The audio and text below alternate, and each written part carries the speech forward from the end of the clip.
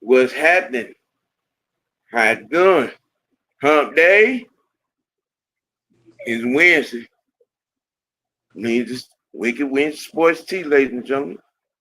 Uh, I, I'm a little tense at the moment because these AAU Jacksonites are working my damn nerve.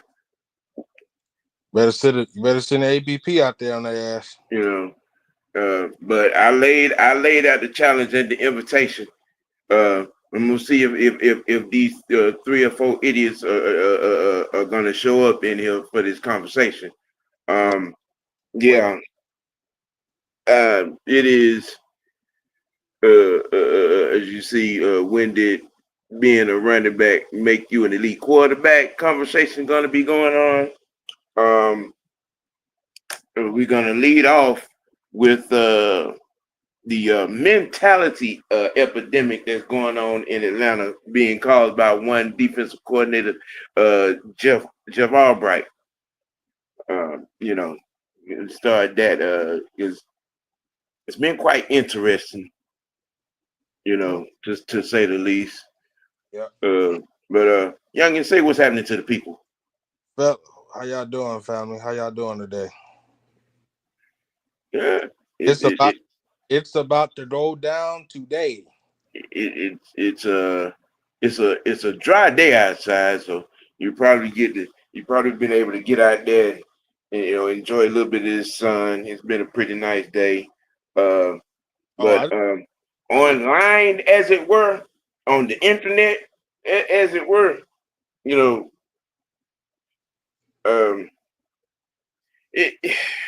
So the fact that this idiot, I know. I don't try to do this every week, but these Jacksonites, yeah, they don't want to stop talking. That are in full worship of this false quarterback god. Yep. With the Madden tendencies. Yeah. That have absolutely ran out of excuses. Yeah, I mean, to be quite frankly honest, man, look, the playoff record itself tells a story. I mean, it's a finished product. It's a finished product. Yep. Okay, you wanna, and I'm gonna say it because there is no comparison of his 2 MVPs and Josh Allen's MVP on last season, because Josh Allen and his game converted over into the playoffs, and they was a player or 2 away from actually going to the Super Bowl. Okay. Unlike Lamar Jackson's visit to the conference championship game, where he was looking like a 2-year-old schoolgirl standing up in front of the chalkboard trying to read Egyptian hieroglyphics, wasting an outstanding output performance by that Baltimore Ravens defense in the second half. And when you hold a Kansas City Chiefs offense led by Patrick Mahomes to 14 points,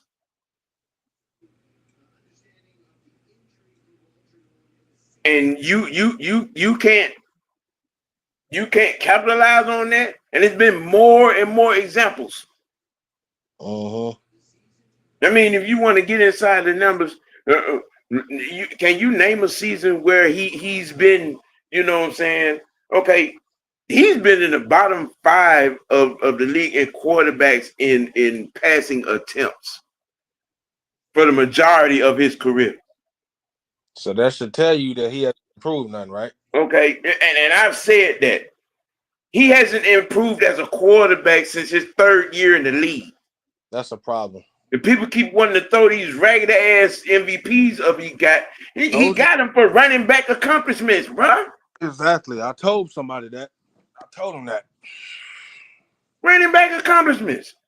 And then as far as last year go, when all everybody was up in arms because Josh Allen won it, well, I'm gonna sum it up like this: you take Josh Allen off the Bills, they don't win 8 games, let alone make the playoffs. Nope. Okay. You take Lamar Jackson off the Ravens, they still make the playoffs. Why? Because they got King Henry in the backfield plus that damn defense. Yep. You want to talk about value, most valuable player. Not to mention, Josh Allen dealt with losing his top 2 receivers, and James Cook for about 5 games. Yep. Come on now. He did more with less. Right. He did more with less.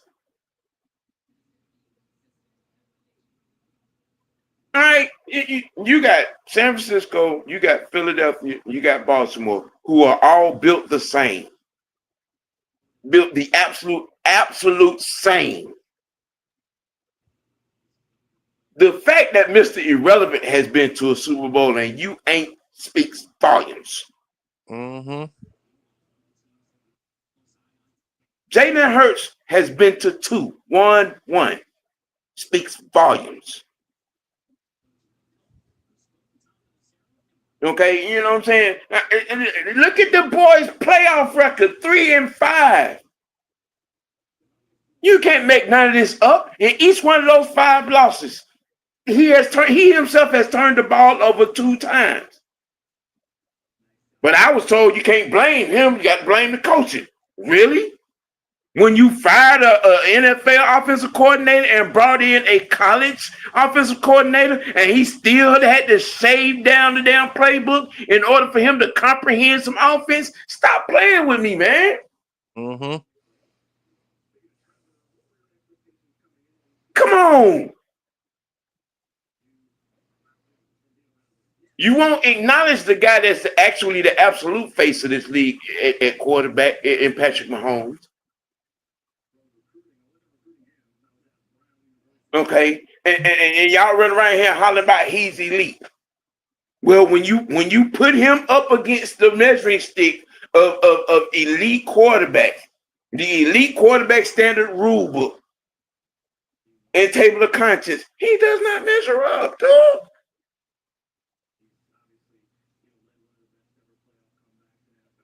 What's that saying? Legends are made in the playoffs.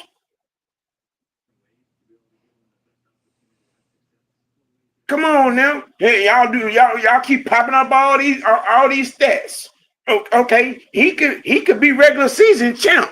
He get to the playoff and turn slap into Ryan Leaf. Yep. There's video documented evidence. How much longer we gonna keep on having this conversation? When you get all that Madden running bad Barry Sanders impression having bullshit that he does in the regular season that y'all are so proud of and got your whole wagon attached to, but then you get to the playoffs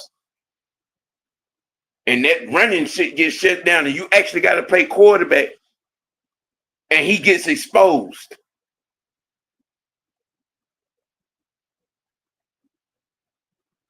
We're talking about a guy that's the absolute whole reason why Mike Vrabel has a coaching job in this year NFL.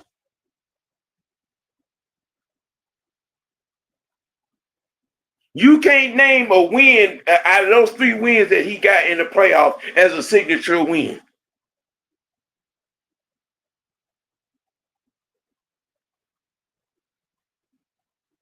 You know what I'm saying? And then there's this, well, you can't compare him to NFC quarterback. The NFC is weak. Okay, if the NFC is weak, how did Philadelphia win the Super Bowl?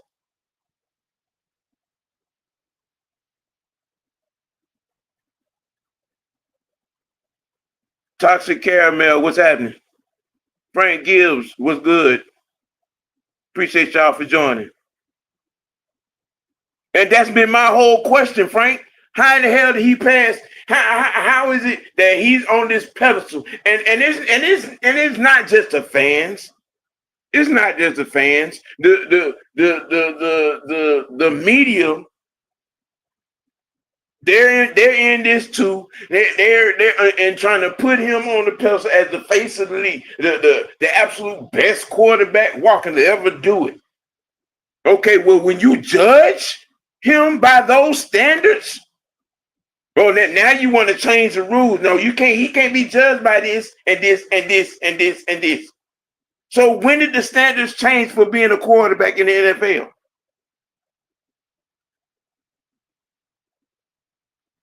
When did that happen? When did the standards for being a quarterback, not a gimmick, not a running back at the quarterback, when did the standards change for a quarterback in the NFL? You again, legacies and legends are made in the playoffs. Well, right now, he's 2 games below 500 in the playoffs. You can't erase the fact that he has 2 turnovers in each one of those 5 losses that he's gotten. And he's only gotten out of the divisional at once. And in that one game against the Chiefs, oh my goodness. Oh my goodness. You wanna talk about a train wreck in the second half? A wasted, beautiful defensive output by that Ravens defense, because this motherfucker could not find a drive. Could not find a drive. That part right there, Frank. That part in 8 years. In 8 years. Now, let's divide that up. Yeah. Do that. 20, Do that. hold up. I'm gonna get it to y'all in a minute. Let me find. Oh, there we go. Right there. Hold up. I got it. Hold up. All right. 20,000 divided by 8. Mm-hmm. It's gonna get interesting. 2,500 yards a season.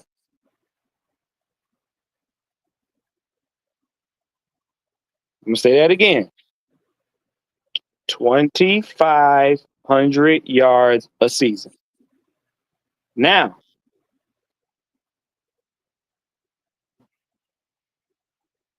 that's 2,500 yards a season, right? Let's divide that by, what is it, 17 games? Mm-hmm. Hold up. Let me do it the other way. Hold on.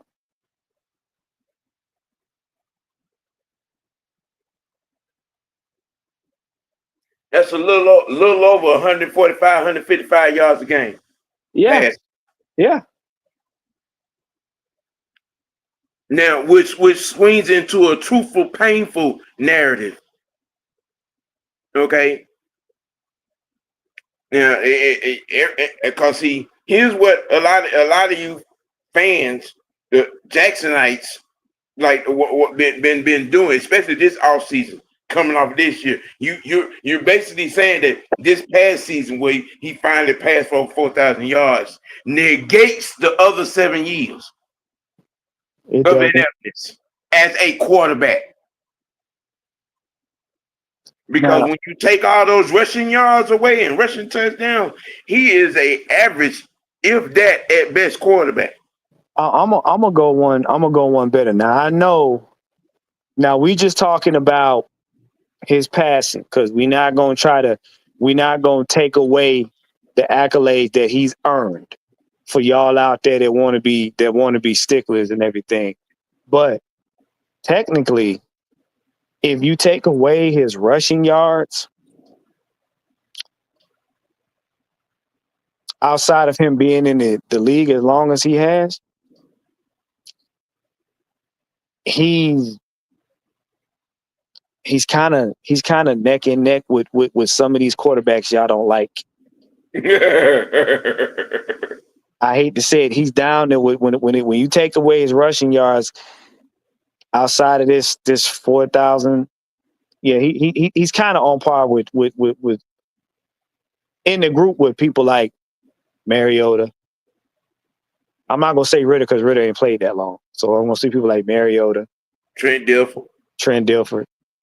Yeah, Kerry Collins. Yeah. Yeah. I mean, Chris Sims.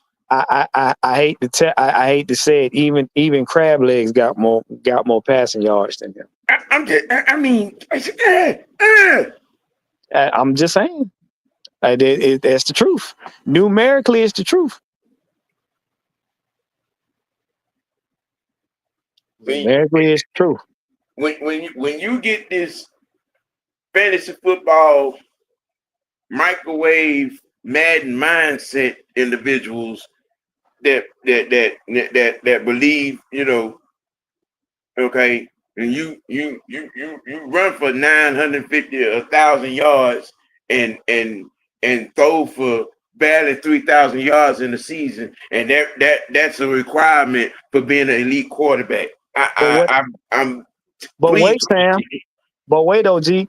Toxic Karma said it. Can you really give Lamar the dual threat title if he doesn't pass the ball all too well? And see, we had a discussion about that. And I brought up the same question because here's the funny thing that people got to understand about the Hall of Fame. When we talk about the Hall of Fame, you're going to get graded based on your position and your position statistics.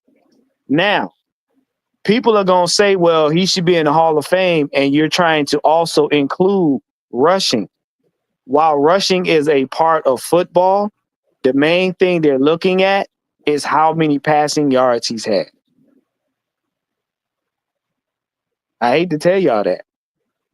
See, when they bring up his numbers are inflated by rushing yards. And when you break that down, and they're inflated by rushing yards, and he's not a running back. Now I'm gonna name a couple of quarterbacks, and we're talking about dual threat, mobile forward, and we're gonna stack him up against them. Fran Tarkenton, Roger Staubach, Cam Newton, John Elway. The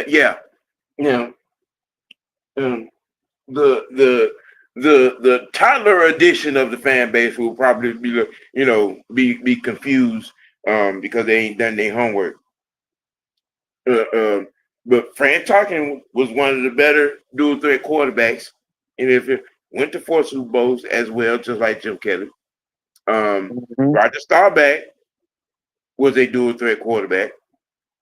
He went to three Super Bowls, 1, 2. No, he went to 4, 1, 2, lost 2. Elway got 2, and he went to 6, if I'm not mistaken. Yeah, he did. Cam went to 1. Right. Okay. But most notably, I would sit here with a straight face and tell you he's not better than one of these 4 quarterbacks. And let's just bring it to the present. Let's just talk about Cam Newton. If you want to be close as quiet as kept, because Cam and I'm going to give you guys a physical comparison. Cam Newton is a linebacker with a throwing arm, the same way Lamar is a running back with a throwing arm, because Cam Newton was running through people with ease and still able to launch the ball. This is what we're talking about. So if we wanted to inflate Cam's numbers, then we would tally up and we would factor in his rushing yards. But a lot of times people don't realize, though, Cam threw the ball 80% of the time. He rushed 20%. Yeah.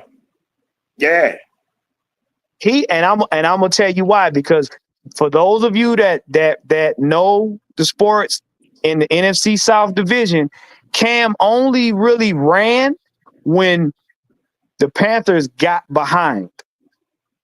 As long as the Carolina Panthers were not behind in scores, Cam threw the ball. Cam stayed in the pocket. Cam launched it. When they got behind and Cam had to put the team on his back, he started doing the rushing. Because what Cam would do is if he saw that his team wasn't getting it done, he would go for first downs to try to extend the play. Oh yeah. Hell yeah. Yeah, Cam's a better passer than Lamar, hands down. See, the thing I keep telling people, you got to watch what Baltimore does well. Baltimore's scheme is run, get inside the 15, pass.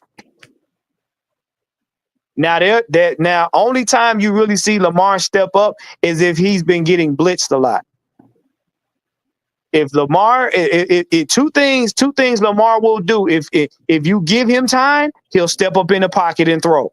But that's a rarity. Yeah. But if you constantly keep pressure on their O-line, he's gonna hand it off until they get within the 15, and then he's gonna do a short pass to somebody in the end zone. That's their makeup. Yeah. Now, put something interesting on y'all. Y'all do know the reason why they picked up King Henry, and Mike made this point in our conversation. To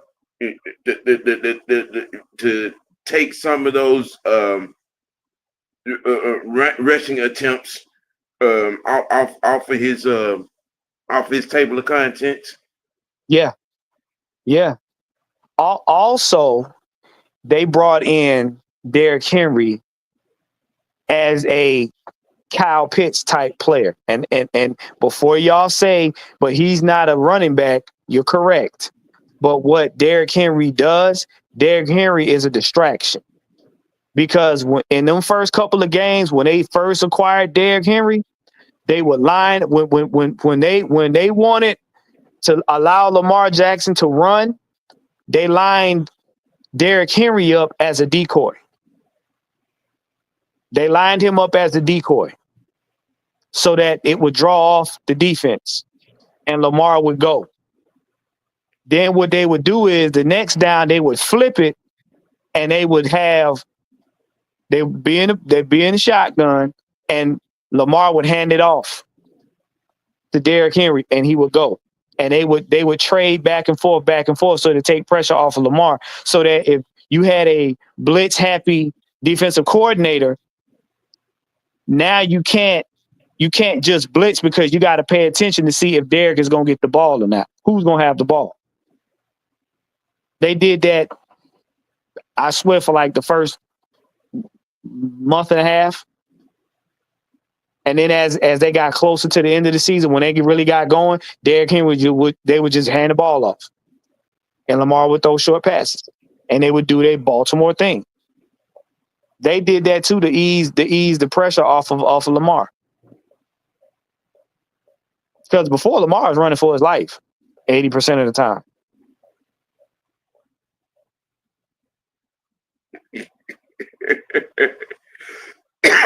Oh man, these AAU Jacksonites are something special. Oh my goodness. They are. But look, again, video documented evidence. All right, says when you take the run game away from the Baltimore Ravens and Lamar Jackson, and he actually has to be a quarterback, it's called exposure, and not the good kind. And not the good kind. And it is seen in each one of those 5 losses. You know what I'm saying?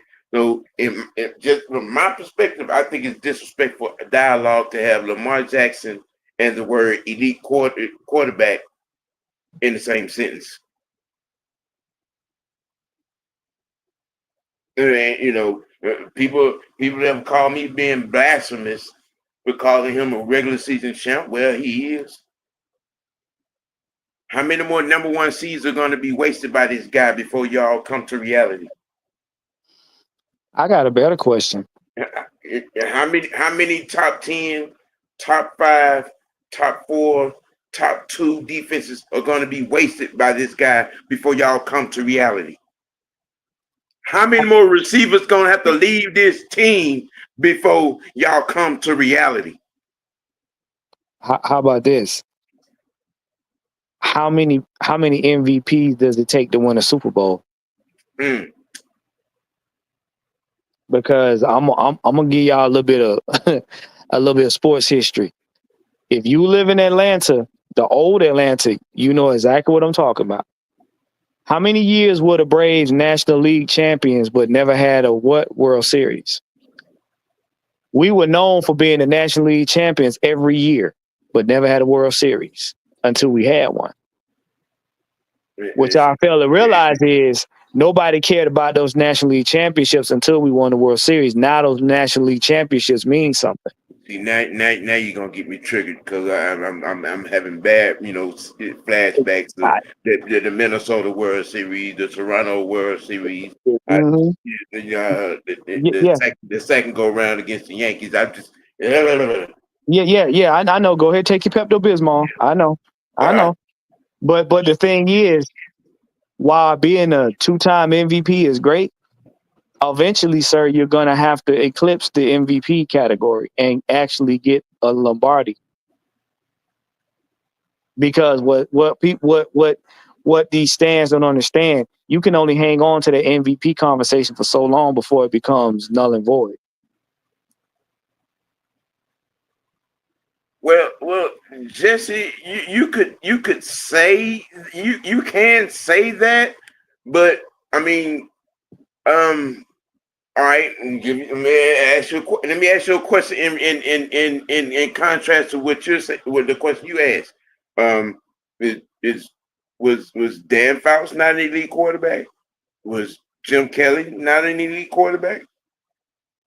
Was Dan Marino not an elite quarterback? Dan Marino was the picture perfect specimen for passing the ball.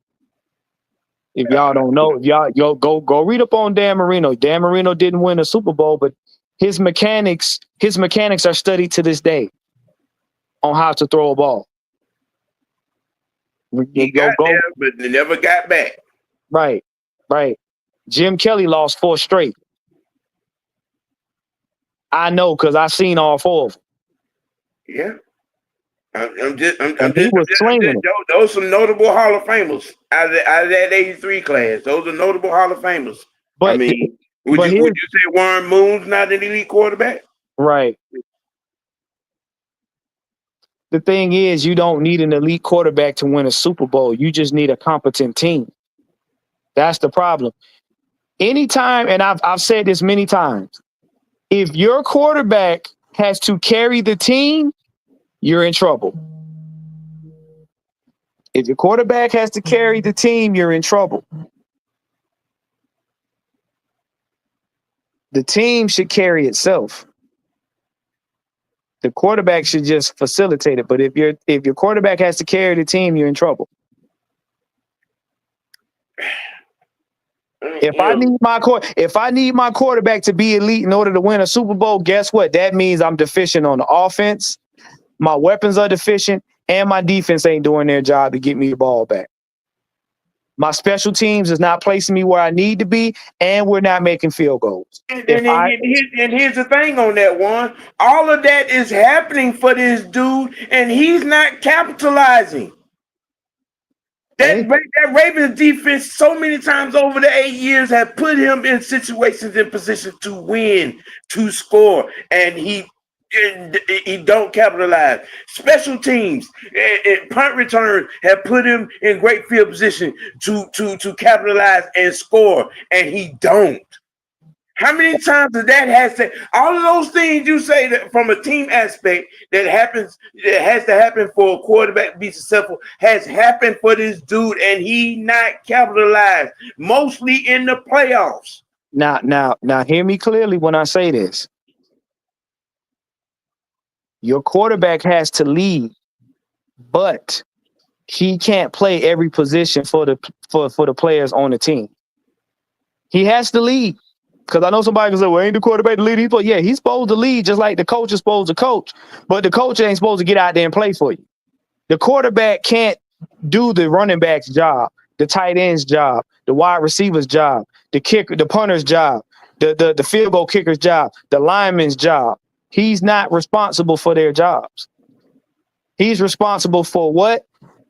Distributing the ball on the offense and helping score. Helping score. Because 90% of the time, the quarterback doesn't get the touch. He doesn't physically put himself in the end zone. His weapons get in the end zone. So he has to help the team score and facilitate the ball. So, again, if it's up to him to facilitate the ball and he's not getting it in all of his playmakers' hands, that's a problem. Okay, yeah, about a huge problem. Because you've seen it with the Falcons. When you have a multitude of weapons and you narrow the field, you make your offense one-dimensional. And defensive coordinators love it when you dumb down your offense. Why? Because all they're going to do is they're going to bracket that one person, make it difficult for you to throw to your security blanket, and they're going to blitz the shit out of you. Todd Bowles loves seeing a one-dimensional team because it's easy for him to plan for them. Just, it is flabbergasting to me. When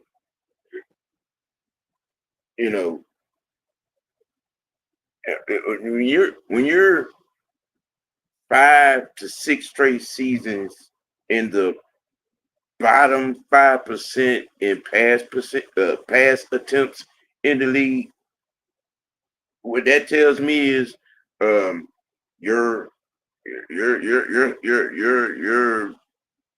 brain trust doesn't trust you. Well, here's the bigger issue. When we want to talk about quarterbacks and being elite, this, that, and the other, here's the deal.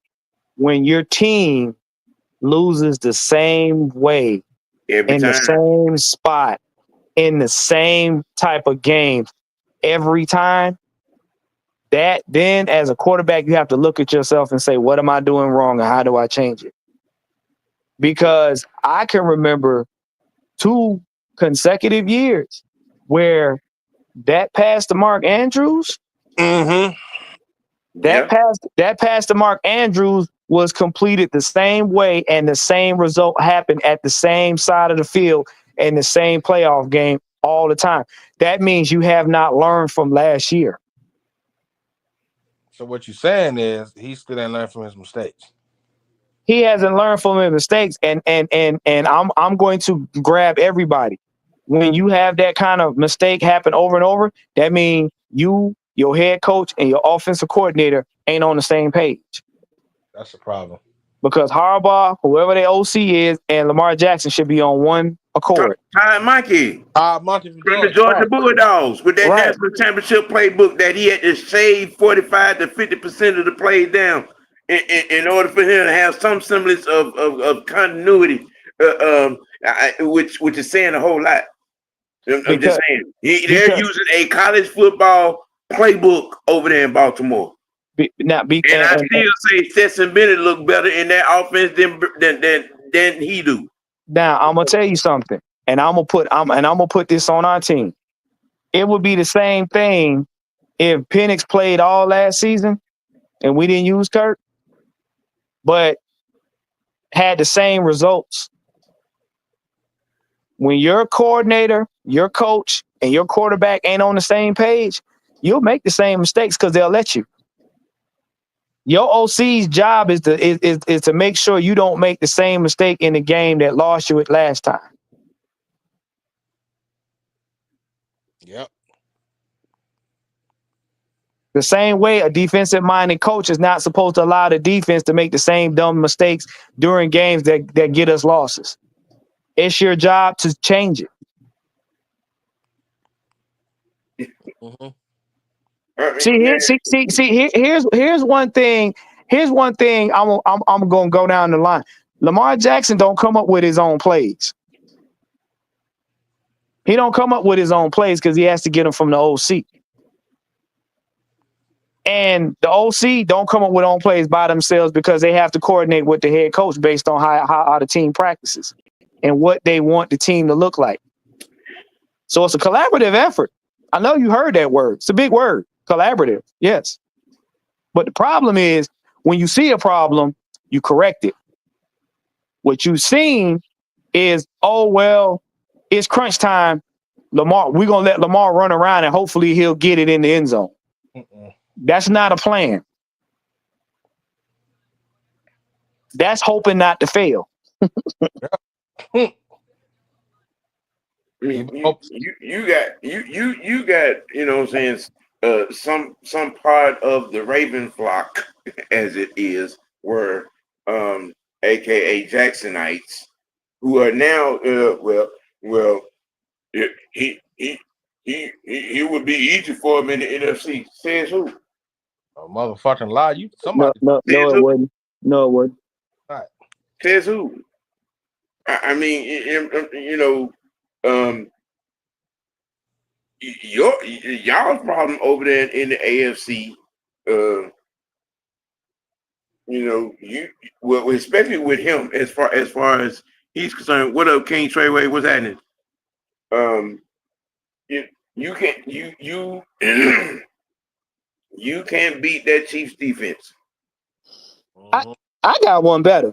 I got one better for all of them that talking about the division, the conference.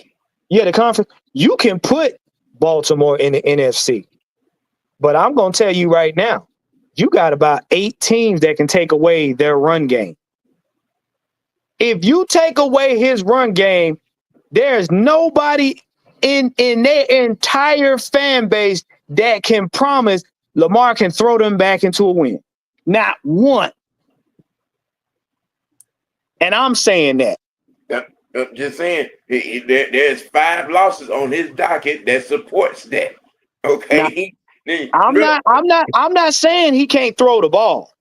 For y'all that's gonna try to use semantics, I'm saying you can put him in another conference, and there are 8 teams in the NFC right now that can stop their run game, and he is not gonna throw them back in the game if they behind. He's not. Uh-huh. I'm just saying, man. Okay, you know, I don't know what else to tell you people. You know what I'm saying, when it comes to this right here. I mean, because you obviously don't believe the video documented evidence. You let the regular season numbers, you know, inflate your thought process because it doesn't translate to the playoffs. It don't. It don't. The bigger the stage, the worse his play. But guess what? And now I'm about to get disrespectful. Y'all pulled that same bullshit with Matt Ryan. Because this man got almost 60,000 passing yards. This man has multiple MVPs. This man has Pro Bowls and everything else. And you said, well, don't none of that shit matter because he ain't won a Super Bowl. So you demoted everything he did because he didn't have a Lombardi, but you don't want nobody to take them rushing yards away to say, well, you know, he ain't the passing dude, he ain't the quarterback y'all thought he was. And you lean on those MVPs as validation as him being a good player. He's a good athlete, yes. Oh, he's a supreme and great athlete. Yes, but he's a running back with a throwing arm. He sucks as a quarterback. He's a running back because quarterback's first inclination is not to run, it's to throw the ball. Go it and for you CAT smart Lamar Jackson stands, go look up the definition of a quarterback.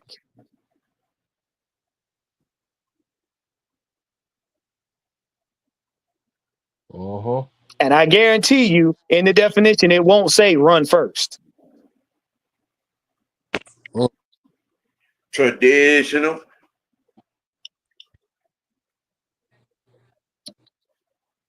I mean, I was called a hypocrite for saying what I said about Josh Allen. I mean, but again, when we talk about most valuable player, you take Josh Allen off them Bills, they barely went at 8 games, let alone make it to the playoffs. And that's when you start getting into the elite quarterback conversation. A quarterback like Josh Allen, like Pat Mahomes, will put the team on their back and make it happen.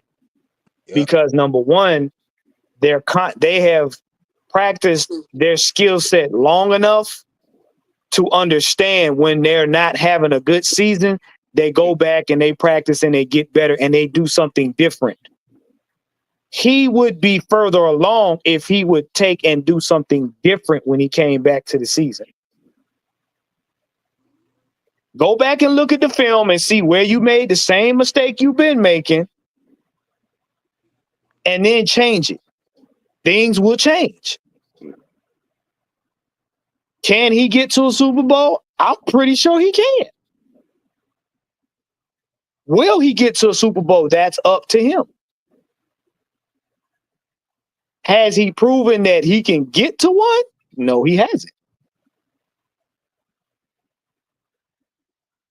And Pat Mahomes is definitely not a traditional quarterback because of his background.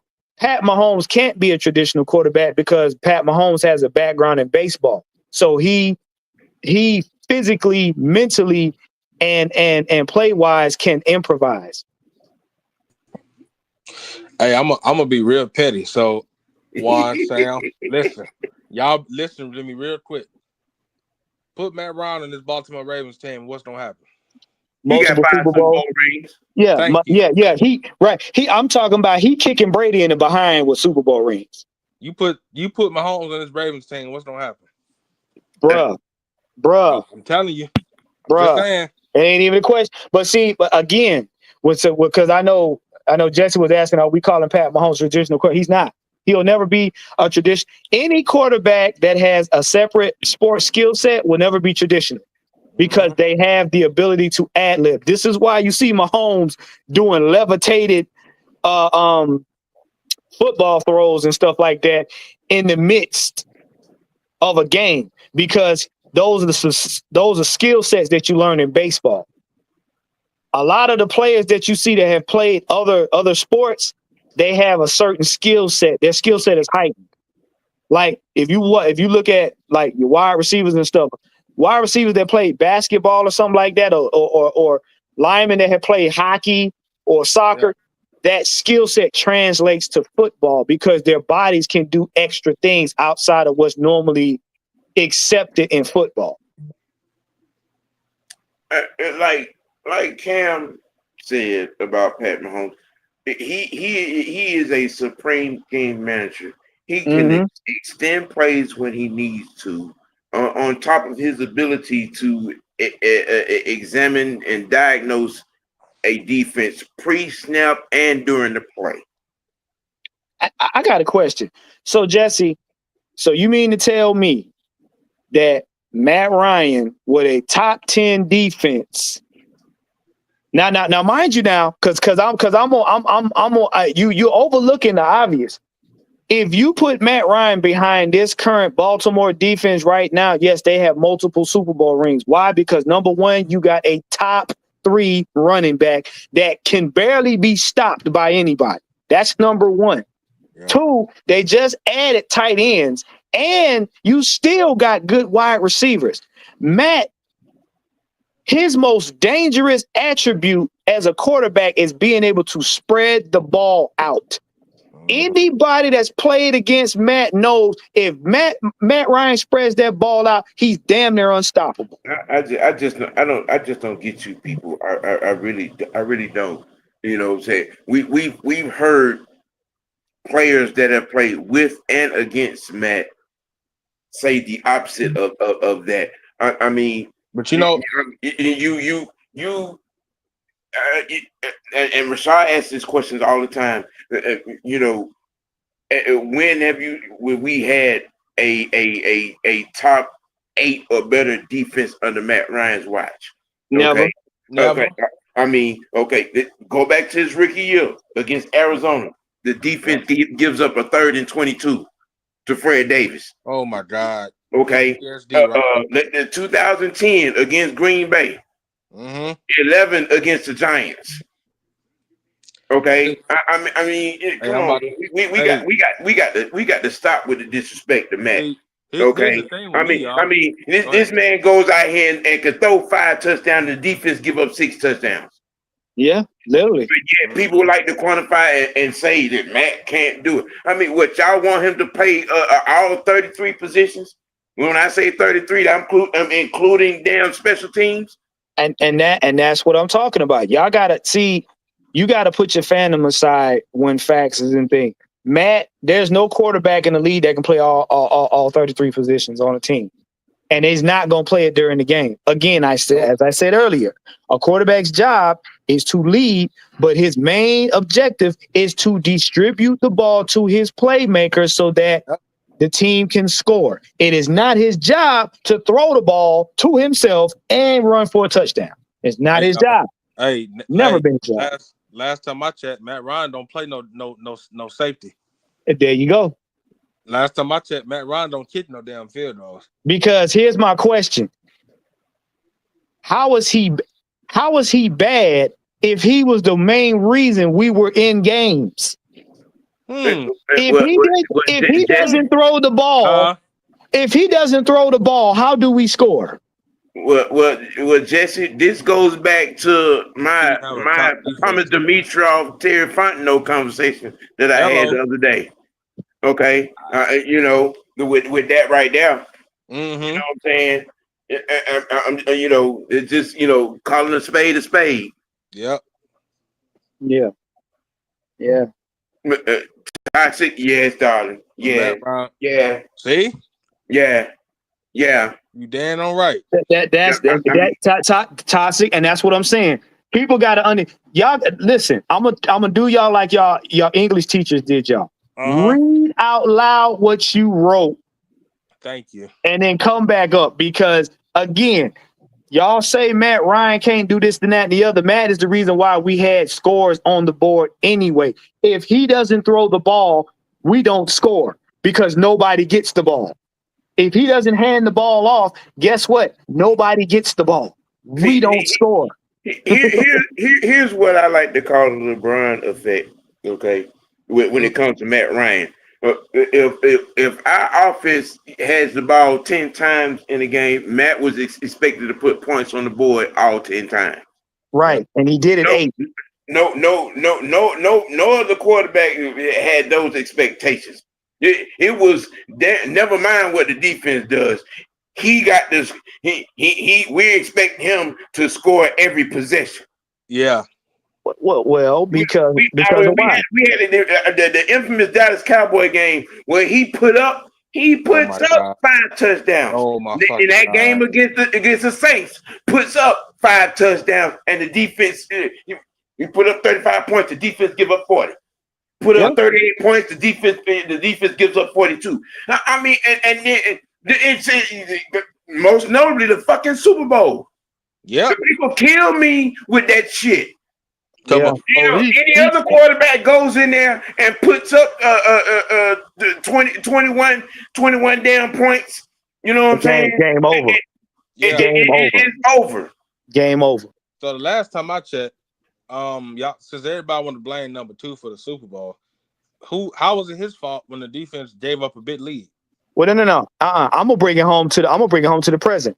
Mm-hmm. The Falcons went in there and did what the Philly did to the Chiefs at halftime, Yeah. and they won, even though the Chiefs started coming back. Yeah. So that's what I'm saying. Because guess what? If the defense, and I'm gonna tell you, and the defense on Philly wasn't at full capacity. Now, them boys, they wasn't knocking people out. They were holding them off, and Mahomes was starting to gain traction, but the time ran out. So Jesse, you're now holding Dante Freeman responsible for that sack. Come on, dog. Yeah. Come on now. Yeah. You know, It's on film. Nah, it's Sam. all right, It's on all film. right, It's on. all right. Look. I'm gonna reel this back. It's on film. To the original point about Lamar Jackson. You Yep. know what I'm saying? If Matt Ryan has for 8 seasons the top defenses that Lamar has had, I promise you he wouldn't have a 3-5 record in the playoffs over the course of 8 years. I No. promise you that. Hey, what's Matt real talk? What's Matt Ryan's playoff record? Like, I'm not even joking. Like, dead ass serious. What's his playoff record? I think it was something like 6-4 or something to that effect. Yeah. 5-4, 6-4. Well. The thing is, when Matt made a mistake, or when Matt had a bad season, or when Matt had a bad game, Matt went back. He grabbed his offense, took them to an undisclosed location, and practiced with them on top of practicing with them. So then when they got back the next season, they was all on one accord. Right. The thing is, the defense never improved. Nope. And that's not Matt's job. That's the product. You guys are punishing Matt for the coaches on the other side of the ball not having that defense the way it's supposed to be. See? If Matt had a defense that consistently puts him in the same short fields and field position that the Baltimore Ravens defense constantly does for Lamar Jackson, and yet he does not capitalize on it. Come on, man, y'all need to stop playing. Y'all need to stop playing. Y'all out here nut hugging Lamar Jackson, and he's not capitalizing on what the defense and special teams does for him. Yeah. Yeah, he ain't. But Matt is expected to score every damn possession. Let me give y'all a snapshot of what you're talking about. Mm-hmm. Imagine Matt Ryan throwing the ball to Julio Jones. Julio Jones bobbling it in the end zone. They lose. They lose that playoff game. They don't get to the championship. Then Matt turns around the next season and has the same play, same throw, same position, same player, and it happens the same way again. Do y'all know right now they would have burned Atlanta to the ground? You damn right. And again, Jesse, I'm asking you. So you're not gonna hold Dante Freeman responsible for missing the block that caused that sack in field goal range? You keep asking that. You keep asking that question like that was on him when it clearly shows in the play that Dante whips on that block on Hightower. Yeah, he was supposed to chip. He was supposed to chip. He was supposed to chip Hightower to give Matt time. Yeah, and you see there is a still shot of Devontae whiffing, and Hightower got a clean shot at Matt. There's footage. We ain't got to mansplain it to you. There's footage. Again, but y'all don't want to do homework. Y'all want to argue a point without doing your homework. Yep. Hey Juan, Juan, what you're saying? You can't. It's not my job to understand what. It ain't my job to understand stupid. It's not. Me? I've been getting this all my time all year. Well, you can blame number 2 for the 28-3 collapse. No, you can't because he's not in charge of the defense, nor is he a defensive player. No accountability of the defense. None. Nope. None. So hey Juan, when we lost and no accountability on that whiff block. Because everybody keeps bringing up that sack. Okay, are we not going to talk about Dante Freeman whiffing on that block on Hightower? The thing we're not going to talk about Jake with the holding penalty on that same drive. Hold on. Bring that. Read that last comment right there. And tell me what sense does that make? I would not lie to you, bro. I always answer questions. If they were in field goal range, he cannot take that sack. I do not blame Freeman. It's just a missed block. That you know what? Wow. No, Wow. no, no, You no, know what? no. You know what? No. I'm moving on. I'm moving on to the next Yeah. topic, man. Let's move With on. that I'm right not. there, I'm moving on to the next topic. See? I'm moving on to the next topic. See? You're gonna hold Matt Ryan responsible for a miss. Okay. All You right. know what? That's not. Look. See? I'm gonna tell you something. I'm gonna Huh? tell you something. You will never outscore a bad defense on your team. No, you're not. I hate to tell you. I'm just saying. There hasn't not in all of footballdom has any quarterback outscored a bad defense on his own team. Oof. You're not gonna do it. We have a mentality epidemic and going on in Flowery Branch. Yep. Sure. And it is being led and being caused by one Jeff Ulbrich. Mm. Now I noticed something on yesterday because the Falcons themselves. I tell you, the organization ain't shit. Not a drop. The PR department ain't shit.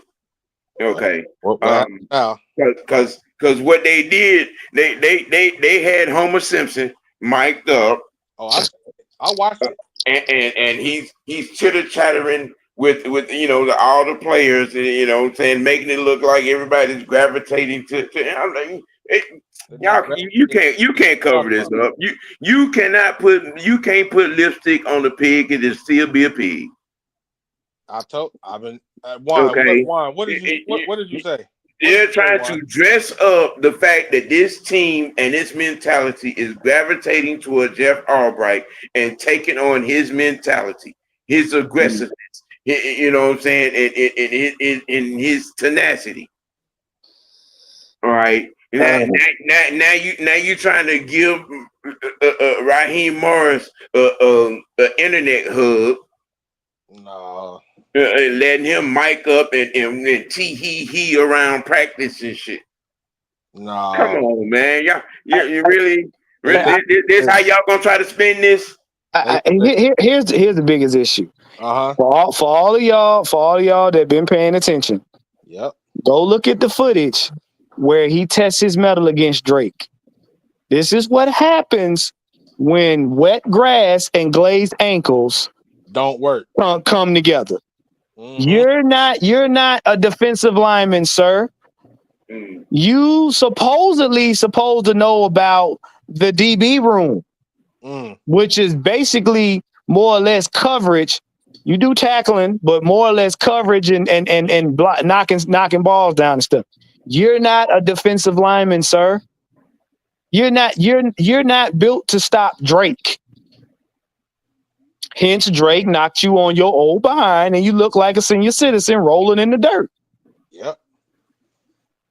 See, when I looked at the footage with Jeff Ulbrich was teaching, I think it was Jalen Walker, how to have violent hands.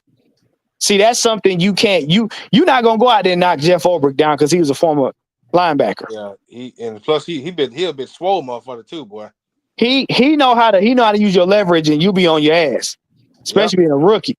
But Raheem, you should stay the face of the team for right now as the head coach, and that's it. By proxy. Stop trying to get out there and do what Jeff Ulbrich does naturally before you crack a hip. Yeah. Hey man, did y'all see this fool practicing his damn timeouts and shit on that mic'd up? I choose to overlook that part because that's called spatial awareness. Yeah. You're supposed as a human being, once you learn a skill, you're supposed to be able to utilize it in the way it was taught to you. First of all, in order to be a coach, you have to know when timeouts are supposed to go. So what other coach in the NFL right now are practicing timeouts? Nah, he I'll wasn't wait. present. He was saying that shit in camp. I'm like, man, you don't need to say that shit in camp. You should I'll already wait. know that. I'll wait. You know what that's like? What? You know what that's like? All your life, somebody taught you how to wipe yourself. And then when you get halfway through your life, you forget. Oh shit. Yeah, yeah, You just plop and pull up. Okay, That's just being lazy what the and hell? nasty. What the hell is R. Chapman talking about? yeah. That's Slim Reaper. That's Slim Reaper. He talking You know, about Because bro, it's just mind boggling to me how how we try to justify yeah, laziness. I'm going to tell you right now. yeah, The reason why he didn't utilize them timeouts was ego and laziness because you thought you had the answer for every question that didn't nobody asked you. right. You had the answers to a test you never took. So what you're saying is, Juan, his ego is the reason why we are where we are now. Yes, and that's the reason why his posture is the way it is this year. Because your benefactor or your boss told you don't do that no more. You know, the Washington press times ain't none of that cheese and shit going on. Well, no, what it is, he's not bragging about outrunning the South. See? And he had to retract what he said because you ran to the edge of the South and ran back. So basically, what you say, your mouth what? Your ass can't cash? Oh yeah, Whatever that is. yeah. You are not Jeff Ulbrich. You didn't have to get it out the mud. So Nope. Jeff Ulbrich comes from a different cloth. listen, you got to be a special kind of crazy to play linebacker. Okay. Yeah. Right. I mean, when you look, I'm talking about Dan. the Mike Singletaries, the Jack Lamberts, the Ray Lewises of the world, the Wilbur Marshalls of the world can attest it. You got to be a special kind of crazy to play linebacker. I'm just gonna stop you right there, OG, at Ray Lewis. Yeah.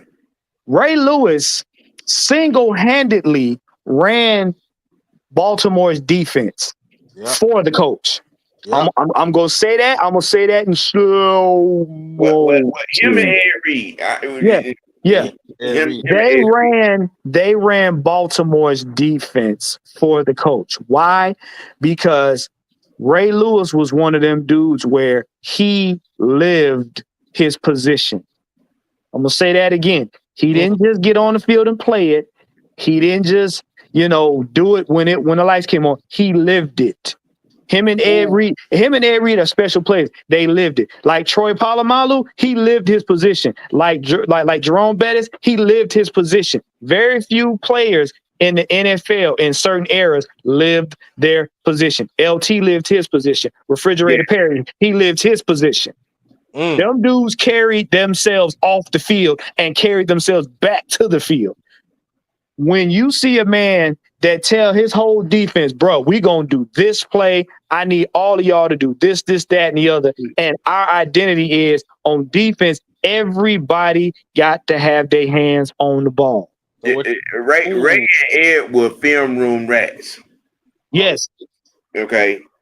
That on top of Ray being, what I'm saying, it was a little bit off. Yeah. He was obsessed. Look. Let me tell you how serious he was. He talked to Peyton Manning's wife about how Peyton studies him. He went ahead and spent over, I think, $50,000 to build a film room at his house so he could study Peyton, just so he could compete.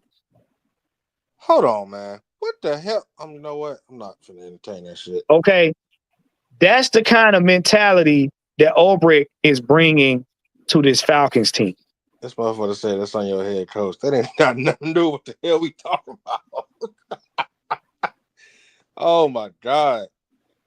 So what you saying is that guys like Jesse Bates, Leonard Floyd, they can actually do it on this defense, right?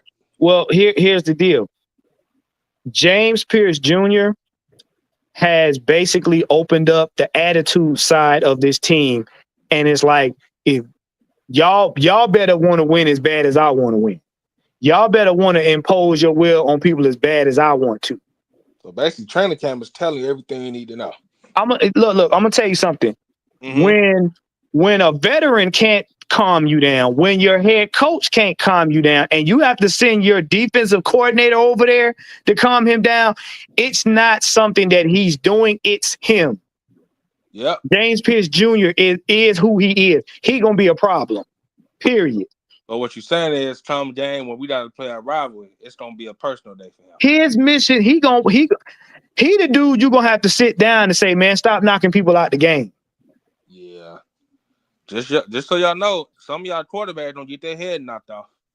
When your veteran O linemen are telling you, hey, I like to see that in that young man. I'm glad that he's giving me you giving a veteran a hard time.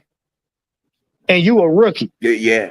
Yeah, he was giving business, wasn't Yeah. Let me put it into perspective. He's giving his fellow linemen on the team a hard time at 70%. What you think he gonna do to his opponent at 100%? Boy, he don't make them motherfuckers put the fin guard in them, boy. They gonna treat him like LT once he really get his feet under him. Where is Pierce Jr. at, coach? That's a lunatic. Where is he at? So hey, If y'all don't know what I'm talking about, go look up the film on Lawrence Taylor. Yeah, he said every team that faced them was asking, where is Lawrence on the line? Where is he at, coach? Hey, I'm gonna tell you something, man. Don't think Jalen Walker ain't got that in him too. Jalen's quiet. Jalen's what I call a quiet storm. Yeah. Jalen's smiling in practice. He having a good time. He's ho-humming right now, but I guarantee you it'll translate to the field. And I'm gonna tell you, because Jesse got a defensive room. Jesse and Leonard Floyd, they got a defensive room now where all of them on the same wavelength. The DBs, the linebackers, the defensive tackles. So what you're saying is it's gonna be a party on defense. Oh, look. Sam, correct me if I'm wrong. Let all of them young men in that room. Let me get it right. Let all of the men in that room, veterans and rookies alike, come out of there with the same mindset. Please tell me what the teams can expect. It's all good. It's all good, Chapman. It's all good. Look, there's the actual analogy of mentality epidemic, because you have there's a large amount of talent on this defense that is going to be on this defense. Physical is not even a term that you want to use for what is being metamorphosed, being mutated, you know what I'm saying, by Ulbrich and his staff. It is when you hear terms like violent, when you hear terms like might need to call the police for some of the assaults that have been happening. It is refreshing. Yeah, boy. And there's a heightened sense of anxiety and anticipation. When your defense is winning the offseason. Here's the crazy part, y'all. If you watch the clip of I was reading something that Michael Penix threw a pass to Drake London, AJ Terrell lit his ass up. That's what you want, because to think about it. Mm-hmm. Give me a good veteran. Yeah. Give me a good veteran, but give me a good veteran with a violent mindset. People don't know, man. AJ might be twice. That motherfucker hit some shit, bro. No, but hear me out. Give me and Sam know where I'm going. Give me a good veteran. Yeah. And then give me a good veteran with a violent mindset. You got a great veteran. Because guess what happens? One thing about competition, and if y'all ever played sports, be it rec ball, outside ball, or whatever, when you see your partner doing great, you up your game. When you see your partner getting aggressive, you get aggressive. Why? Because you take on the mentality of the person that you hang around all the time. And if all 11 guys on the other side of the ball know each other's assignments and they practice harder than they play, then guess what? They come out, they're coming out there on the field as second nature. Now, granted, they're gonna have hiccups. Yeah, they're gonna miss assignments, they're gonna miss tackles. That's just the nature of the game. Hey, OG, Chapman want that link, bro. I saw. But when you got people like AJ Terrell, Jesse Bates, and all of them, and they're taking on the mentality of them young cats and DC, that's what I want to see, because now you got experience with viciousness. I'm gonna tell y'all something, man. Leonard Floyd and JP Chase, they building a relationship. You know why? Because JPJ reminds Leonard Floyd of himself. And Leonard Floyd, that's a motherfucker y'all really better watch out for. Real talk. Leonard Floyd, right now, I'm gonna tell you what. Right now, Leonard Floyd, people like Leonard Floyd and Jesse Bates and AJ Terrell, they having fun. Yep. They're having fun because they're the rookie guys that's on their squad now are hungry. And that's the kind of play that veterans like to see when rookies are hungry. Because guess what? You're not afraid to play. You're not afraid to sacrifice for your team. Like, did y'all see the video with what Jesse Bates said to Kobe Bryant? What did he say? He said, "Hey man, when you get out there, just do what you do. That's it. Don't come to you." It's the thing is, because think about it. Veterans don't want to have to inspire nobody to play football. Nope. See? Veterans don't want the one thing a veteran can't stand is a person that they got to motivate. If you got to be motivated to play the sport you say you love, you don't belong on the team. Nope. Like Juan, why do you think they call Xavier Watts the X Factor? Oh, because I hate to tell y'all, a lot of these a lot of these teams, a lot of these offensive lines that ain't been fortified is Yeah, they ain't for hell. They ain't for hell to deal with. See, it's going to be a hell of a surprise to when things start happening in the regular season. I'm gonna tell y'all something right now. Yeah. To some people. Now, I think it was on NFL Network. Yeah. And it was Marshall, not Marshall. What's the man's name? Steve White. Yeah. It was saying that, people might want to start paying attention to what's being fortified and built down in Flowery Branch. This defense is going to be something different. Jesse said, vets love having a patch of dogs. They don't know shit yet, but they don't pull up. Ooh. Yeah, you're right. You're right. Yeah. But you know what, Sam? This happened 4 years ago. Remember after that Julio debacle, and we started rebuilding this offense. Yeah. You remember that? You remember when it was the Caleb Huntley and Tyler Algier show? Yeah. I remember that. You remember because Pitts was fresh off of his Pro Bowl season. He was fresh off of his 1,000-yard receiving with Matt Ryan. And then that's when Arthur Smith got in and really started doing his thing. What happened? That run game became vicious. That when we played Cleveland. Oh my God. And I think it was the 49ers. Remember when we played Seattle too. Yeah, that was the point where you started seeing where after defenses after they played the Falcons were not the same the following week. Yeah, no, because remember what Arthur Smith say? Run the piss out the ball. Yep. And they were tearing up their defense. Them boys they got tired of dealing with Bijan and Tyler. Caleb Huntley and Tyler. They got tired. Do y'all remember the game against Seattle when Cordell was running through them boys? Yeah, they got tired. See, they didn't want to take no more of them hits. And see, this is why I say, man. This is why I say, if you play a team like us, a lot of teams will have a hard time stopping our running game. They're gonna have a hard. Slim Reaper. What's going on, y'all? What up? Oh man, life is good, man. Just keeping tabs of what's going on with the team, and Oh, just I did not know that was you in the chat, dog. My bad, man. no, it's all good, man. It I just thought you was that, and listen, man. I I mean, I thought and you was no shade of this to nobody in the chat, no. but Yeah, I'm just simply saying that, you okay. know, when people, and I'm not saying nobody's looking at the game. What I'm simply saying is, Yeah. when we watch tape, when you look back at that point in time, Yep. this is what I want people to look at. I don't want to get off the whole topic because I have something else to go along with y'all just presented. If Yeah. you look at that one play on that second and 11 play, when you Mhm. look at that play with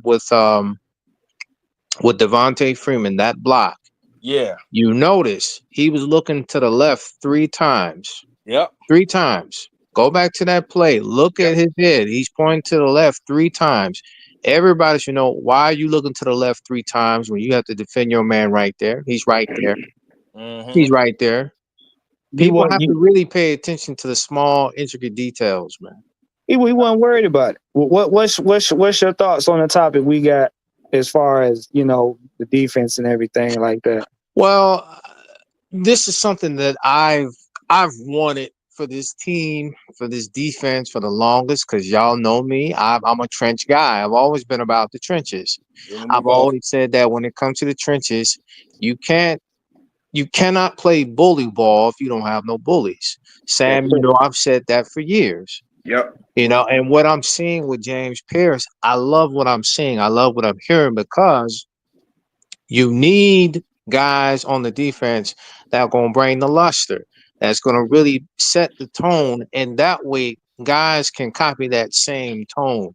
When you have something that's just that is pretty much that infectious, everybody Hmm. else is going to say, okay, all right, we got a head bust on the team, so we need to be the same way.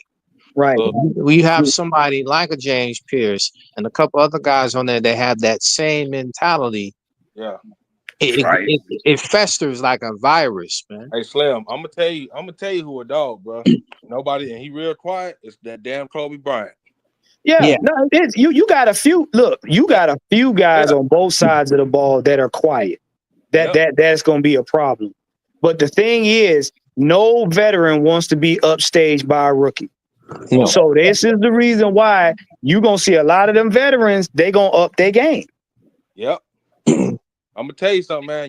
You put a Xavier Watson next to Jesse Bates and watch what happens. but another person that we have to look out for, that I'm very excited, is Rook.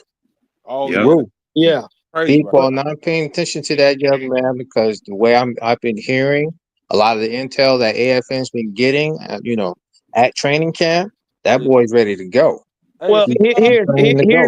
Friday? here's the defense in a nutshell. Defense is 3 layers thick. Yep.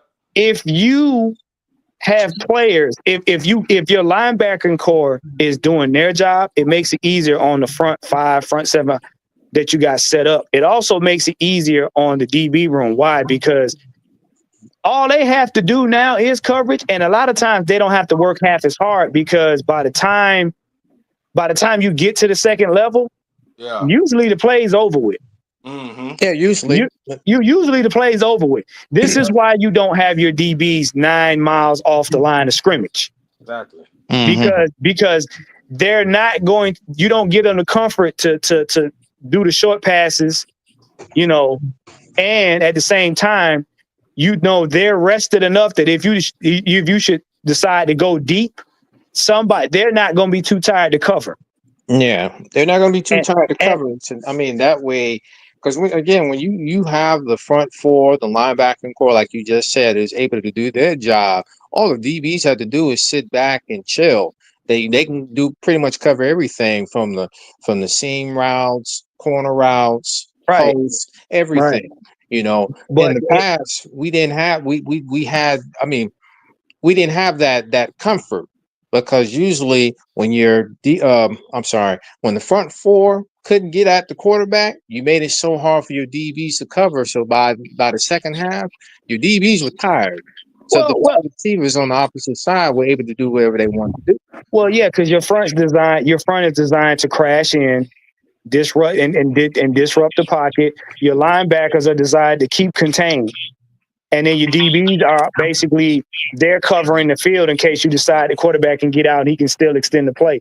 They're the last line of defense to keep them from going deep. So now when you got a vicious front and a vicious linebacker, because guess what? 9 times out of 10, the quarterback he got business decisions to make. So now your DBs is just out there like, you think you're gonna get the ball? I don't think he's gonna throw to you. You sure you're gonna get the ball? Yeah, you're going to put the DBs in an island. You know what I'm saying? You're going to put those guys either in cloud coverage or they're going to be sitting there like, okay, we dare you to throw that ball, please, please. Especially when it comes to the short intermediate route. And Sam, Yeah. and I'm glad he said that, Jesse Bates is going to eat. Last year, that man couldn't roam because he was too busy helping people in coverage. Jesse Bates by himself? Yeah, if this shapes out the way it's looking like it's gonna shape out, Jesse's probably gonna have another All-Pro year, and, which is financially is gonna be very interesting, because if he balls out, it's gonna be hard not to make him the highest paid safety in the league. Yeah. And we can right. do that because I know a lot of people don't want to say this, but we'll have the cap because we have a lot of guys under manageable contracts. But you know how some Falcon fans gonna be like, yo, man, we're giving them too much. I'm like, bro, at the end of the day, sometimes you have to pay. It is what it is. You got to pay. I mean, I don't understand how anybody could fix their mind and say that we'll be giving him too much. He's been in the top 4, top 3. You know how in interceptions 3 straight years. You know how this fan base is, bro. Well, see, this is what you got to understand. With Jesse Bates, what'll happen is they'll work out contracts with some of the other guys on the team. Because here's what you got to understand. Your teammates help keep you on the team financially. Yep. Because if they know that you had a great year and it was off the back of them, y'all remember when, who was it? I think it was Cordero Patterson. When Cordero Patterson hit his milestone with the Falcons, and I think when Calais Campbell hit his milestone. Yep. All of the players on the team made sure that they helped out physically. But if I want to make sure my guy stays on the team, some of them will take extensions. Some of them will rework their contracts to keep the core together. That's the kind of stuff you want. See, people thinking, oh, they're just gonna go out here and they're just gonna dump a bunch of money on Jesse Bates. Should he have another good year? Nah. Hey, they'll rework some contracts to help keep him here so that they pay him without it breaking the bank. I got a question, y'all. So let me ask y'all this. Can you imagine, right, if we would have kept Judon and Simmons with this defense now? With Jeff Oak, defensive coordinator? What I can tell you is you would have got the same as you've seen in a couple of those games because Judon and them wouldn't have been out of position. Right. That's the whole. See, again, you got to watch the film. Mm-hmm. Jesse could not roam because Jesse was constantly covering for mismanagement. Yeah. When you got a lot of your linebackers in coverage, you got your DBs in coverage, and then you sending the front four at the quarterback, and they're not getting home. Mm-hmm. Now you got layers 2 and 3 scrambling like marbles trying to figure out where the quarterback gonna throw the ball. And a lot of times while they're scrambling, then you got the running back on the other team running it up 11 yards a clip. Mm-hmm. Don't forget you had AK and Judon in coverage too, by the way. Yeah. First of all, Judon should have never been in coverage. Did you see the way he ran to the end zone? Yeah. That's all I'm gonna say about that. Yeah, and it's just like the way that the defense was constructed, the way they had these guys out of position. As you said, you had the opposing running back looking like a Hall of Famer out there because he was getting so much yardage off chunk plays. Man. Hey Slim, you already know who to blame that, but we don't leave that alone. I got a real weird question to ask you. If somebody puts your arm where your leg is at, and vice versa, can you walk straight? Hell no. It'd be real difficult, wouldn't it? You damn right. There you go. So that's what our defense was doing. See, the fact that Judon said what he said told me everything I need to know. Well, hey, I've always said, when it comes to coaching will make or break your football team. You damn right. But saying that to some people within this fan base is like pulling teeth, man. Well, the great Bill Belichick said no amount of talent can overcome bad coaching. Nope. Right. And Sam, that's one of the reasons why you wanted him to what? Yep. See? Hey, Slim, let me ask this question, bro. Go ahead. Who was your candidate to be this team's coach? Say that one more time. Who was your candidate? Who was your head coaching candidate for this team? I know a lot of people have had opposition to what my pick last season. To me, it was Bill Belichick. And you ain't the only one. I said it multiple times. No. Sam heard me say it so much he got tired of hearing it. Yep. The reason why I say Bill Belichick, because and then the thing is, the problem I have with so many people that were had opposition towards that is the fact that one, they wanted to be prisoners of the moment because he didn't do nothing without TB12, and I'm like, ladies and gentlemen, Bill Belichick won 2 Super Bowls before Brady was even in the picture. He won one as a defensive coordinator with the great Bill Parcells with LT. The truth is about that too. If it wasn't for the whole debacle with the Giants, losing to them twice, Bill Belichick would have had 10 rings. Well, here's the deal. 10. Mm-hmm. The problem was early on, we tried to force a square peg into a round hole, and that's what happened. Nobody wanted culture change. Nope. But they wanted wins. So Belichick was a culture change, which would have equated to wins because the team would have been built differently, like you're seeing right now. The only thing is, it's being more accepted because it's a familiar face, but it's not a familiar person. This ain't the same person that left here after 2016. This is not the same person. This is what I like. This is what Sam was talking about. This is what Mike and them been talking about. This is what we've been talking about. This ain't the same Ulbrich that left. Nope. Because here's the deal. You kind of get an idea of what your team is going to look like in training camp. Yeah. But the difference with what we're looking at right now, somebody else has taken the reins that didn't do us dirty last season. And then when you look at it in totality, this is what a lot of people don't want to admit to.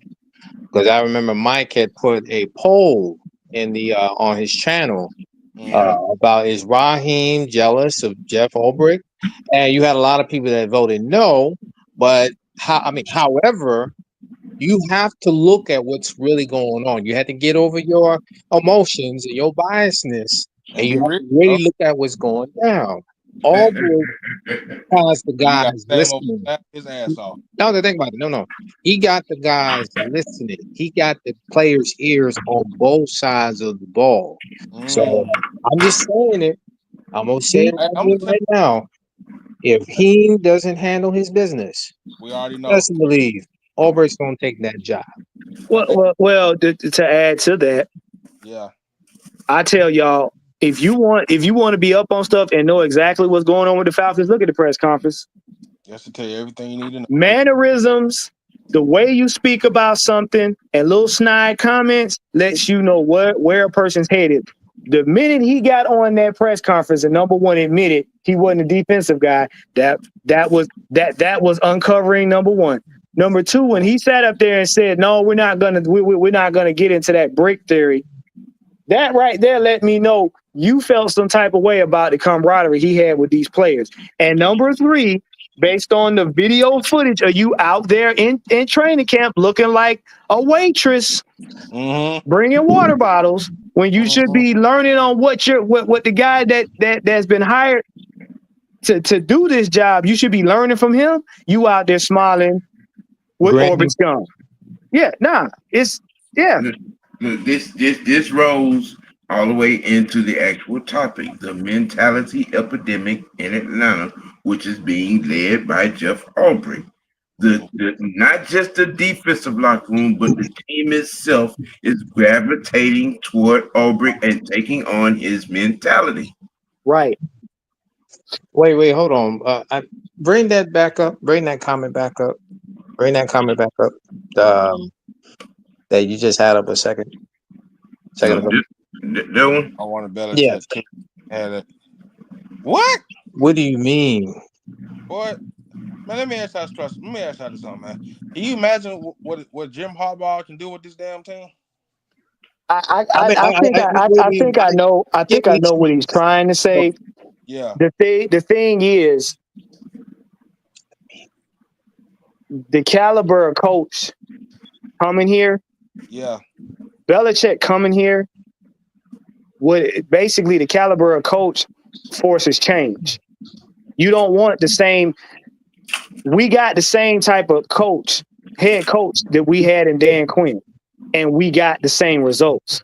If you want something different, you got to do something different. Right. So having Belichick here would have promoted change. How much change? That would have been yet to be seen. I mean, to me, in my opinion, I would have welcomed it. I would have accepted it. Because again, people in this town have said for years they want to win. Hear me out. People have always said in this town they want to win. They Yep. want respect. They're tired of losing. Blah blah blah blah blah blah blah blah.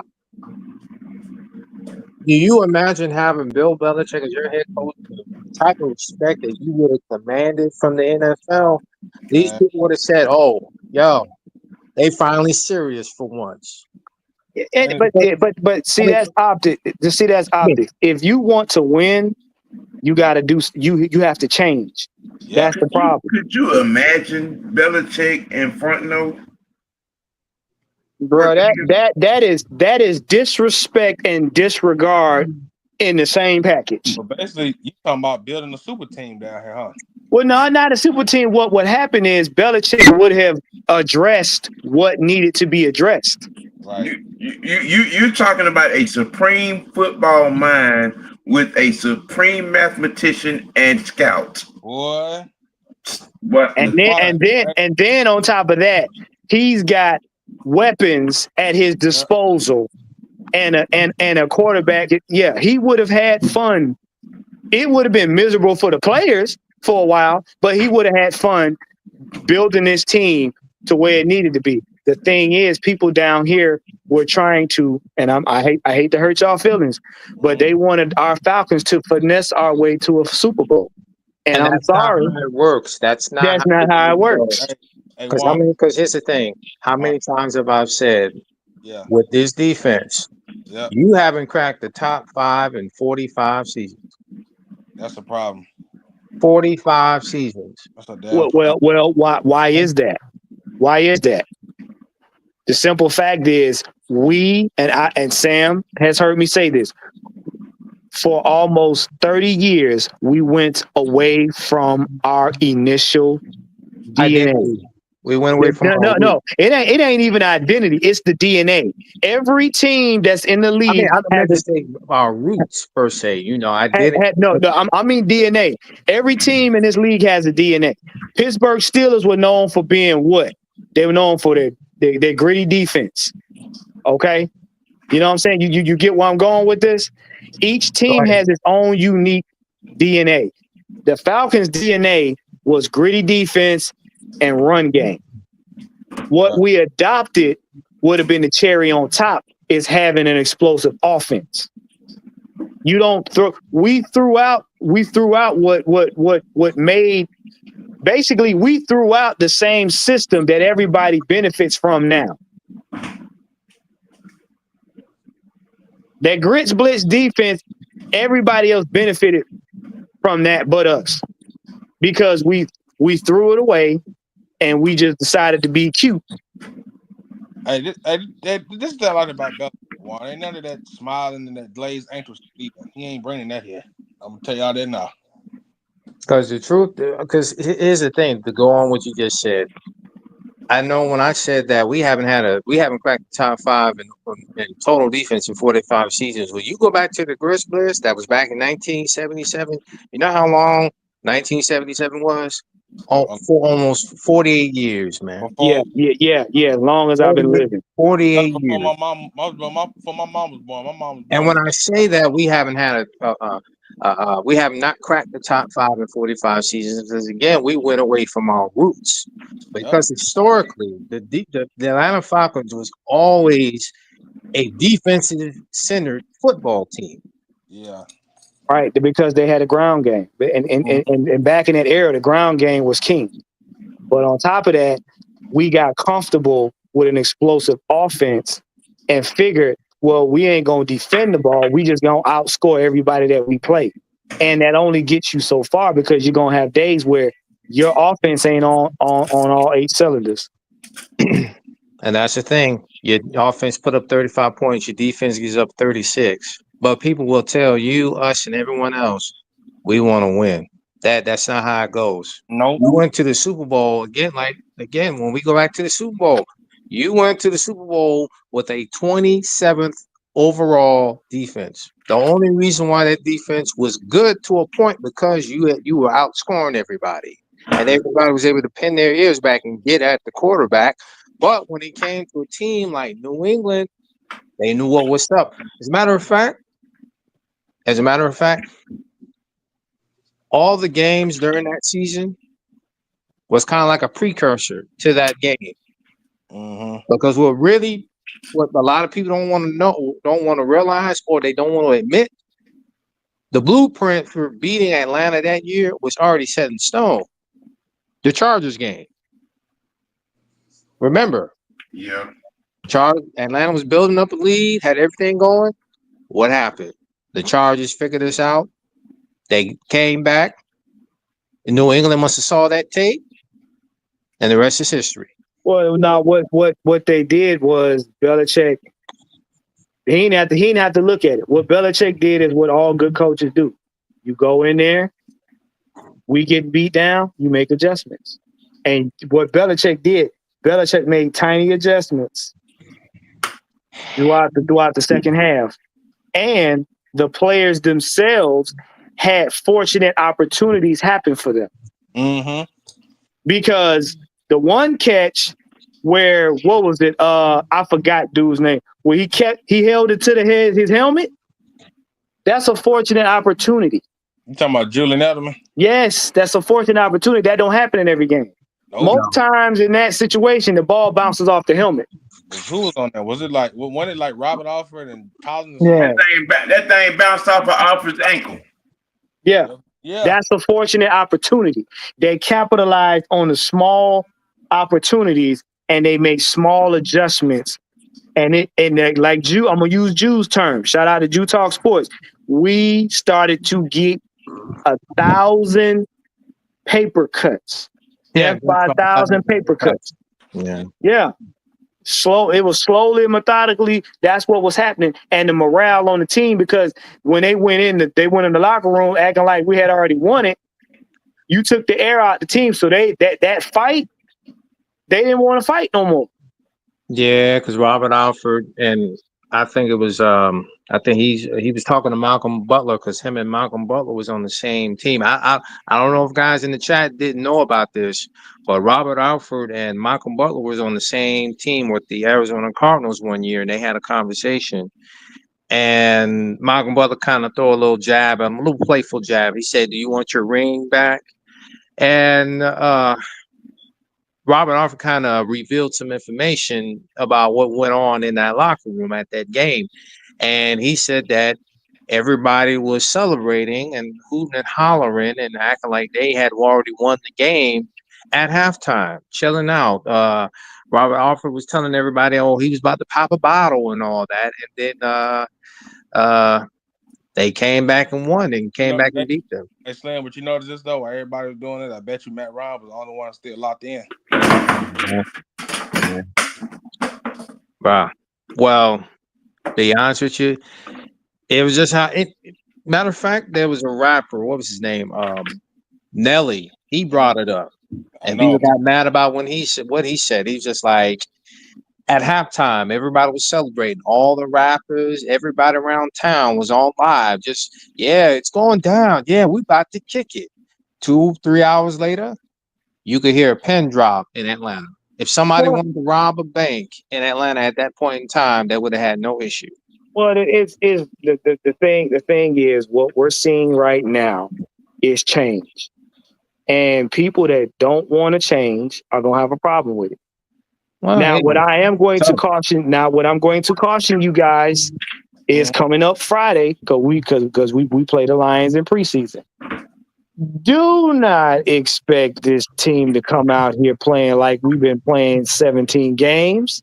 no, it's not It's the happening. it's not preseason. happening, It's sir. not It's happening. the preseason. This is an evaluation for your rookies and some of your guys that didn't get a lot of reps in training camp. This is what this is.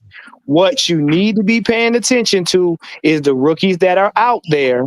Number one, making sure that they come back unharmed, uninjured, and seeing how well they do in real time. That's Well, what that's the that's goal. all this is an evaluation. That's the Don't goal. don't Get come on here in. crying talking about we didn't win the game. It don't matter. Yeah. Hey, and here's the thing, why don't be saying and don't be saying the season over after one preseason game. Yeah, that's but as we all know, this is Falcon fans we're talking about here, man. Some will go to 0 to 100 at the drop of a dime. My thing is, you get into the game, you make sure that the players get enough reps and enough playing time, and they get out of there without any injuries. Because the Thank you. injury bug has not been carrying to the Falcons over the last 3 to 4 seasons. Well, because they did things out of pocket. Here's the deal: if we get out of there with a 98% no injury rate, whatever the score is, that's success to me. Yep. Because that means we can play the next game. And then you got to think after this game, they're going to do joint practice. Yep. That's usually when you really start seeing it. So if my rookies and the players that are going to be out there can survive these three preseason games and get to week one, that's a win. I don't care if we lose all three of them. I'm not looking for the win. I'm looking to see how well they playing, how well they're adapting to the NFL, Hey, yeah. and how well that aggressive mentality that Ulbrich is instilling in everybody, how well that's working. Hey, That's what I want to see. I'm gonna say this to y'all: if we do win the game, it'll be nice. But I told you, man, when it comes to preseason, I'll watch to see how we look. They not. Yeah. See, that's what I'm telling. They're not finna show you. That's gonna be basis offense and basis defense. Yeah, it's gonna be They're not bare finna, bones, they're man. not That's finna all it's show gonna you be. no. They're not finna show you nothing yet. It's going to be straight bare bones. Anybody expecting any special plays or Oh, any play action and all that other stuff, any rollouts and stuff like that, it's not going to be brought forth come in the preseason. It's not going to happen. oh. They may do a few run plays and a few little this and a little bit of that, but they're not going to show you everything. Because why would I, as an offensive coordinator, show you what I got going and then translate it to the regular season while other teams know what you're about to do? That But is No, not fair. no, no, they ain't gonna do that because like I said, you don't. They have a playbook for the preseason, and a lot of that comes off of the training camps. What they're there because remember, you got joint practice. So joint practice, you're gonna show the mediocre part of your hand, and yeah, then but teams, well, they should know. Teams know other teams are watching. What yep. they're looking to see is, am I gonna have to really deal with this cat come the real season? See, that's the thing. Whoever's across from you, whether they first, second, or third string, or even fourth string, am I gonna really have to? Are you gonna make the team to where I'm gonna have to deal with you this season? Mm. Mm-hmm. Hey, Yeah, this you all, gotta have that chemistry. hey, this Depending on who makes the team, depending who's first team, second team, Mm-hmm. third team, you gotta ask yourself, okay, if you make the team, you better make sure that you are on par to what we're trying to do The chemistry has to be right. We all have to be on one accord. Yep. I don't care about our disagreements because think about it. People have to understand. You have people on these teams. Some of them don't like each other, but they know they have to play as a team to get the job done, man. Well, it's like this. I don't like you on the team, but I don't like nobody else messing with you on the team because I'm the only one that cannot like you. That's how it goes. That's how it goes. You know, because I'll give you an example. When Big Ray Lewis is on the team, when he used to have his little speeches on the little before the game start, you had a lot of guys on the team that didn't like his speeches, but they know at the same time they had a job to do. They had to do what they needed to do to get the job done, and they did. You know, what I'm saying is that for this team, hey, it depends who makes this team. Y'all got to be on one accord, and you have a job to do. You're trying to win football games. Hey, y'all, you know what I really liked about our team, man? Yeah. We got some dogs. Yes. And you ain't seen that in a minute. And I haven't seen that in a while. Hey, and you better be paying attention what them folks said about Drake London. They said that motherfucker's a nice cat off the field, but when that nigga on the field, he a different animal. Man, I've heard some people kind of disrespect Drake, man, which I don't understand. I've actually have heard some people, some of our fans come out and say that he's not a good route runner, and I'm like, what the hell have you been watching? That boy was a fundamentally sound route runner, man. Look, I'm gonna tell you right now. At this point in time, all I'm going to do is say this. Mm-hmm. Look at the film. Go do your homework. I'm not at this point in time, and I'm gonna say it again. If you don't like what's being presented to you, there are 31 other teams that you can go complain about. Knock yourself out. Yeah. I'm not trying to I'm not sitting up here wasting my time trying to convince nobody to like the Falcons. You are free to go. And exit stage left. And what they always say, man, you're not gonna cry your way to no Super Bowl either. No, you're not gonna cry your way. We're not doing that. Gonna convince anybody. You're not gonna go to the commissioner and say, "Hey, man, we want to go to a Super Bowl." No, they're not gonna rig it for you. You have to earn it just like everybody else. Like all the other 31 teams have an opportunity to get to the playoffs and maybe get to a Super Bowl, but because at the end of the day, there can only be one winner at the end of the year. Oh, and I know OG getting ready because we're probably gonna wind down, but everybody listen to me clearly and say it with me. One game at a time. Okay? Let's not have these crazy ass expectations.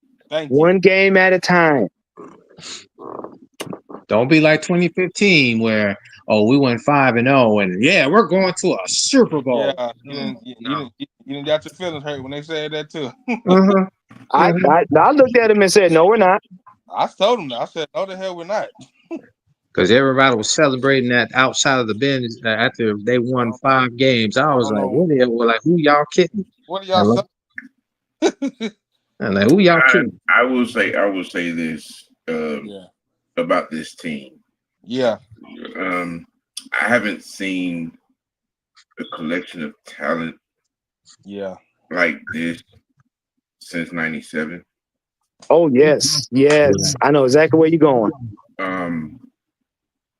And it's going to be an interesting goal. If the mentality epidemic translates to the regular season, just tell you, put your seatbelts on. Yeah, about to be a good ride. Yeah, it's going to be a good ride, but also depending on how the season ends, if this defense can hold teams to 17 to 14 points, you're gonna look up and people are gonna be like asking the question, how did this happen? How did they get there? I'm trying to tell y'all, man. See again, it's not. See, when you get to the playoffs, it's not who you play, it's how you play. How you play. When you're in the regular season, It's not so much how you play, it's who you play. Yep. So when it comes So to the second season, all bets are off. It's either you and win or you go home. and I'm gonna be honest with you. The way my quarterback is launching this ball, like it ain't got no weight to it. The way he's throwing these what will be considered red zone touchdowns to people.